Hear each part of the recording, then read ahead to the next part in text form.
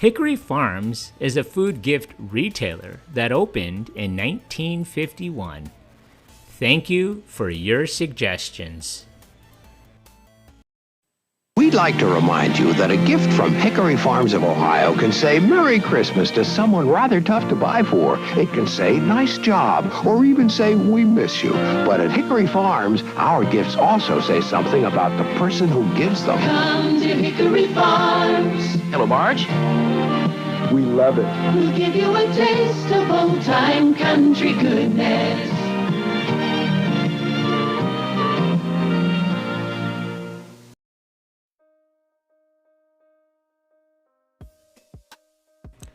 The roots of Hickory Farms stretch back to the late 1940s when Richard Ransom and his cousin Earl Ransom started a produce business in Sandusky, Ohio, known as Dick's Market.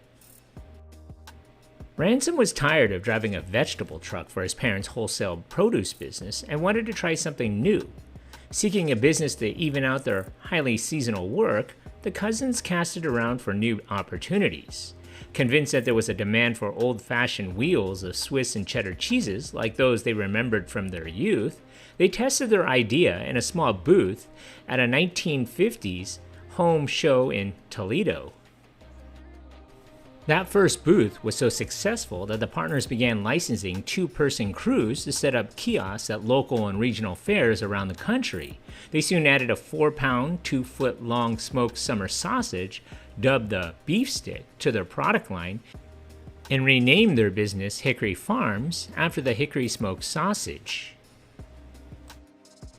By 1959, Hickory Farms was selling 1.5 million pounds of beef stick via over 250 temporary booths as well as mail order.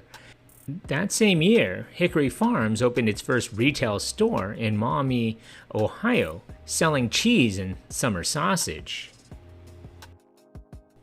The company fostered a country store image with storefronts modeled after Red Barn and friendly staffers wearing red and white checked shirts and denim skirts. Heavy sampling of sausages, cheeses, and jams was the order of the day. Richard Ransom, who quickly emerged as a company leader, put a great deal of stock in this marketing method, saying, "We think we have the finest products on the market, and the best way to get people to agree with us is to give them a sample." Ransom positioned sample displays in the doorways of his store to attract customers, then offered free coffee to keep them in the store for an extended period of browsing, tasting, and it was hoped, buying. By 1964, the company claimed to have booked more booth space at fairs and exhibitions than any other business in the world. Hickory Farms opened its first franchise store outside Toledo in 1960. The same year the company was incorporated. The stores quickly evolved into seasonal monsters. In Hickory Farms' case, 40% of its sales were made during the fourth quarter gift-giving holiday season, when its annual balance sheet traditionally went from the red to the black. Ransom charged a low initial franchise fee, then collected 5 to 6% of each outlet's weekly gross sales. He insisted on standardization, asserting in the marketing magazine interview that a successful franchise is nothing more than a continuation of a good idea. It's a repetition of success that eliminates excuses for failure. Ransom was especially sold on the power of promotion, requiring each franchise to invest at least 5% of its gross sales on advertising, asserting that when advertising goes down, sales go down. Hickory Farm franchises were so highly sought after that the CEO stopped selling them in 1965 when he said he started granting them. The chain achieved rapid growth by encouraging its franchisees to own more than one store. Hickory Farms had 57 retail outlets by 1965 and opened its 100th store just 3 years later. The parent company's revenues exceeded $3 million by the late 1960s. Hickory Farms' 1971 initial public offering launched a decade of rapid growth when annual revenues multiplied tenfold. By 1975, franchising had enabled the chain to grow to over 300 units in 43 states and Canada. Although the franchise strategy had encouraged growth without significant capital expenditure by the parent company, Ransom sought to retain more profits in the corporate coffers by acquiring franchises and establishing company-owned stores. Ransom, who moved from president to chairman and CEO in 1975, revived the booth idea that year, using small kiosks in malls to penetrate markets too small for a full-size store and to supplement permanent store sales during the holiday season. By late 1977, the parent company owned 60 outlets. Hickory Farms enjoyed an average annual growth rate of 20% during the decade. By 1980, the chain had over 500 stores, 80 of them company-owned. Chain-wide revenues grew from about $100 million in 1976 to over $164 million in 1979.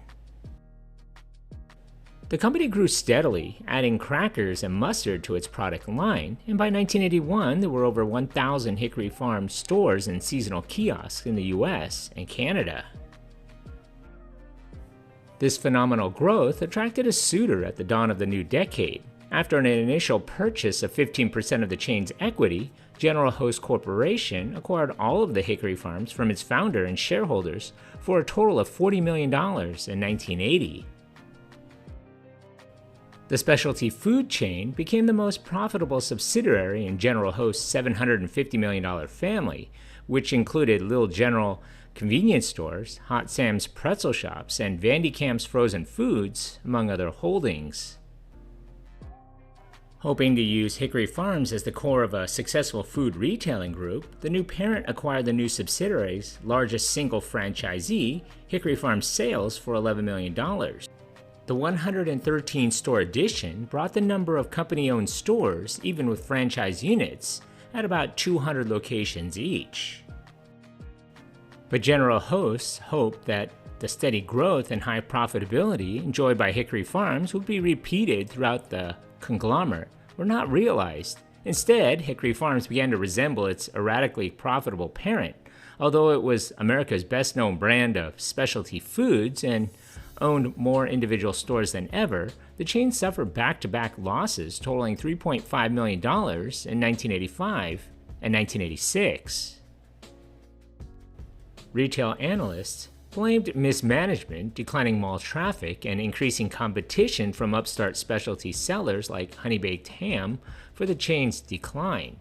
No matter what the causes, by 1986, General Host had decided to refocus it on subsidiary Frank's Nursery and Crafts, the 150-store chain of garden superstores it had acquired in 1983. Divesting its other interests, including Hickory Farms, took more than a year of fits and starts. 2 deals, one with the management group and one with Nutrition World Incorporated, a Chicago operator of specialty food stores, fell apart due to the acquirer's failure to secure financing.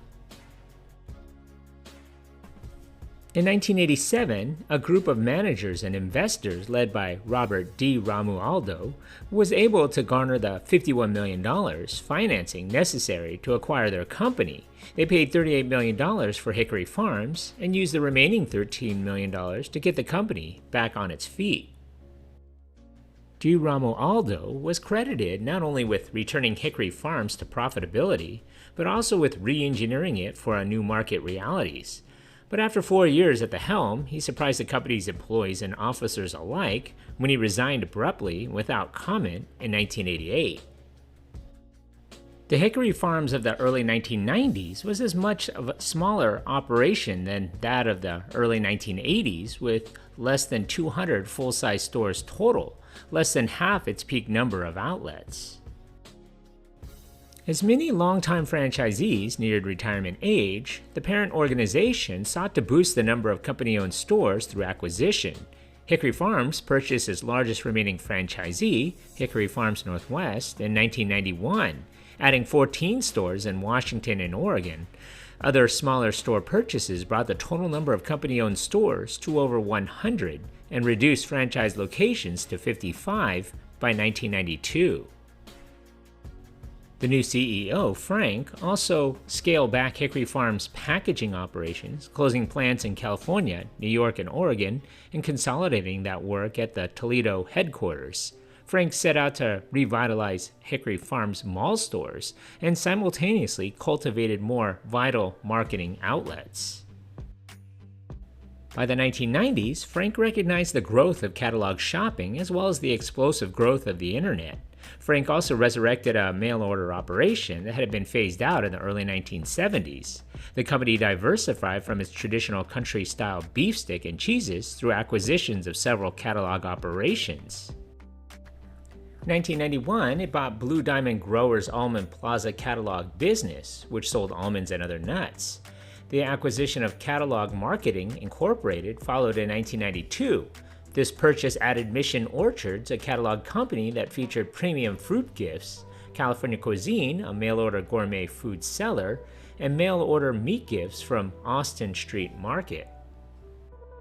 In 1994, Hickory Farms acquired ConAgra's Incorporated, ConAgra Consumer Direct, which included a mail-order catalog business selling steaks and snacks.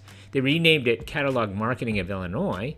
The ConAgra purchase also complemented Hickory Farms' growing premium incentive business, which sold gift packages used by employers to reward their employees. By the mid-1990s, Hickory Farms' product line had come to include fresh fruits, sun-dried tomato pesto, brie, steaks, seafood, and petite fours. By 1995, the chain's estimated sales had nearly recovered to the high of $164 million, recorded in 1979, with about 15% of the total coming from mail-order marketing. In 2000, the company shifted away from year-round mall-based locations to focus on internet and catalog sales. As a result, the company closed its remaining year-round mall stores. However, the company would continue to operate pop-up stores and kiosks in malls during the holiday season. On April 11, 2016, founder Richard Ransom died in Toledo at the age of 96. In 2017, the company relocated to Chicago, Illinois from Toledo, Ohio. In 2021, Wicked Good Cupcakes was acquired by the Hickory Farms. Wicked Good Cupcakes had gained popularity in 2013. Today, Hickory Farms specializes in gift boxes and baskets, wine gifts, chocolates, and other gifts. Its food can be found in more than 500 pop-up shops and kiosks in retail shopping centers during the holiday season. The company does offer products year-round in different outlets.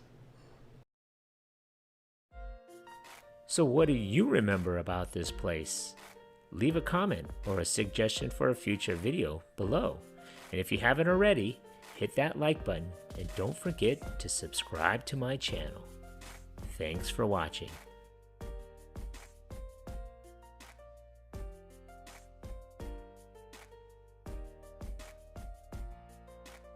Bringing back memories from the good old days. That's super cool, man.